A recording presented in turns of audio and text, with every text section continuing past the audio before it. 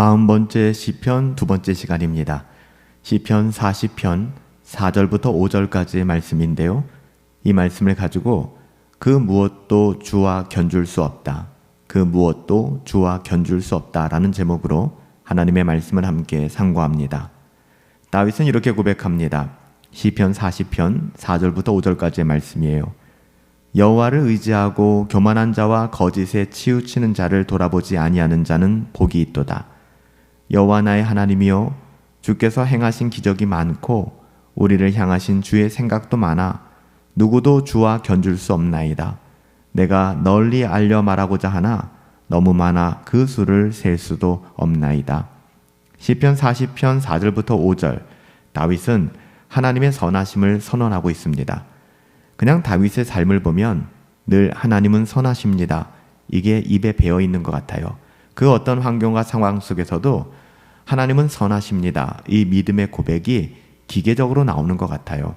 다윗은 그만큼 하나님의 선하심을 신뢰하였고 하나님의 선하심을 누리며 살아갔던 것이죠. 그래서 자연스럽게 기가 막힐 웅덩이에 빠지고 수렁에 빠져 있지만 하나님의 선하심을 선언할 수 있었던 거예요. 오늘 4절 말씀을 보면 마치 시편 1편 말씀을 떠오르게 합니다. 여호와를 의지하고 교만한 자와 거짓에 치우치는 자를 돌아보지 아니하는 자는 복이 있도다. 시편 1편에도 누가 복이 있는 사람인지에 대해서 말씀하고 있잖아요. 어떤 사람이 행복을 누리는 사람인가, 어떤 인생이 행복한 인생인가에 대해서 이야기하잖아요.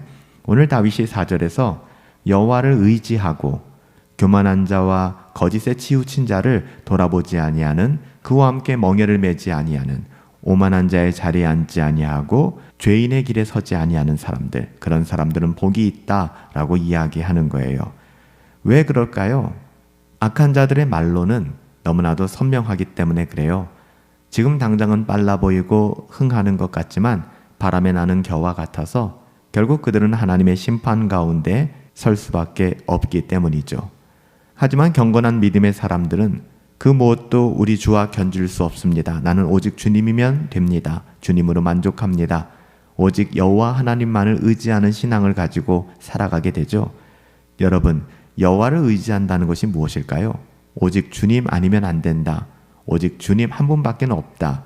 여러분, 이런 마음을 갖는 것이 여호와를 의지하는 것입니다. 교만한 자와 거짓에 치우치는 자를 돌아보지 않는 사람들, 왜 돌아보지 않아야 할까요? 거기에는 아무런 소망도 구원도 기쁨도 없는 곳이기 때문에 그래요. 오히려 하나님의 심판만을 격발시키는 그런 공간이기 때문에 거기에 머물지 않겠다라고 이야기하는 거예요. 거기를 돌아보지 않겠다라고 이야기하는 것이죠. 예수 그리스도께서는 그렇게 사셨습니다. 그리고 십자가에서 그렇게 죽으셨죠. 여러분, 주님이 받으셨던 광야의 유혹을 한번 묵상해 보세요. 40일 동안 금식하시고 마귀의 시험을 받으셨어요. 먹을 것과 명예와 권력을 주님은 쳐다보지도 않으셨습니다.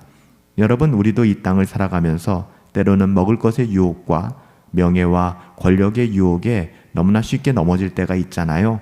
우리 예수님도 똑같은 유혹을 받으셨지만 주님은 그것을 쳐다보지도 않으셨습니다. 여러분, 이것이 하나님의 자녀들, 그리스도를 따라 살아가는 그리스도의 제자들의 삶의 내용이 되어야 하지 않을까요? 믿음이라고 하는 것은요, 한눈을 팔지 않는 것입니다. 저와 여러분들 가운데 믿음이 있었으면 좋겠어요. 이 세상을 살아가면서 이 세상에 하나님이 행하시지 않은 일은 없고 모든 것은 하나님께서 역사하시고 하나님의 주권과 섭리가 아니고서는 설명될 수 없다라고 고백하는 것, 여러분, 이것이 한눈 팔지 않는 믿음인 것이죠. 우리가 잠깐 한눈을 팔게 되면 운이 좋았다, 아니면 내 자신의 어떠함으로 내 인생이 바뀐 것처럼 생각할 때가 많아요. 한눈을 팔기 때문에 그렇습니다. 믿음은 한눈을 파는 것이 아니에요. 하나님의 주권과 섭리를 인정하는 것이죠. 그래서 5절에 보면 다윗은 여호와 나의 하나님이여, 주께서 행하신 기적이, 나의 삶 자체가 그냥 기적인 거예요. 주께서 행하신 기적이 너무 많고 우리를 향하신 주의 생각도 너무 많아서 그 누구도 주님과 견줄 수가 없습니다. 주님밖에는 없어요 라고 고백하는 것이죠.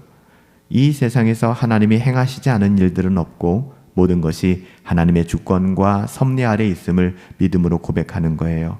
그래서 나의 삶은 나의 일거수일투족이 다 기적일 수밖에 없다라고 고백하는 것이고요. 우리가 그것을 헤아릴 수 있을까요? 헤아릴 수조차 없다라고 다윗은 이야기하고 있는 거예요. 하나님께서 이 땅 가운데 행하신 모든 일들, 여러분, 하나님은 목적 없이 생각이나 의도 없이 행동하시는 분이 아니세요. 그 많은 생각 다 우리를 향한 것이다 라고 다윗은 이야기해요. 하나님이 생각하신대요. 하나님이 계획하신대요. 근데 하나님의 생각과 그 모든 계획이 바로 우리를 향한 것, 우리를 위한 것이래요. 여러분, 이 정도쯤 되면 하나님의 자녀의 그 권세가 어떤 것인지, 또 우리가 우리 주 예수 그리스도로 말미암아 받은 하나님의 아들로서의 그 상속받은 유업이 얼마나 큰 것인지 우린 누릴 수 있어야 될 것입니다. 하나님은 절대로 목적 없이 이 세상을 이끌지 않으시고 생각이나 의도 없이 행동하는 분이 아니세요. 그 모든 생각과 그 모든 의도는 하나님의 자녀들을 위한 것이라는 것이 얼마나 큰 위로가 되는지 모르겠습니다. 다윗은 그 많은 주의 생각을 감히 내가 다 헤아릴 수 없다라고 고백하고 있어요. 하나님께서 우리를 향해서 가지고 계시는 생각이 얼마나 많고 큰지 우리가 헤아릴 수 있다면 여러분, 우리는 그것을 도저히 감당해낼 수 없을 것입니다.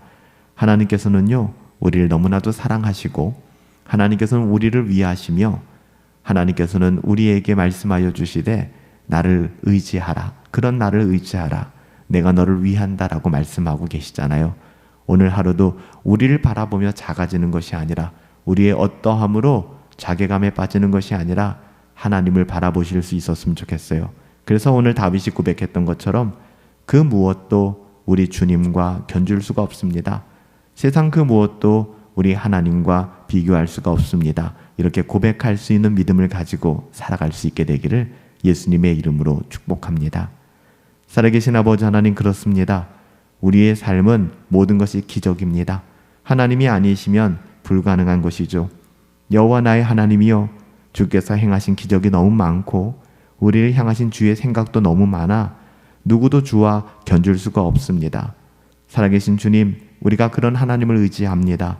그 무엇도 주와 견줄 수 없사오니 주님으로 가득한 인생, 주님만을 의지하는 인생 살아갈 수 있도록 우리에게 믿음을 더하여 주시옵소서.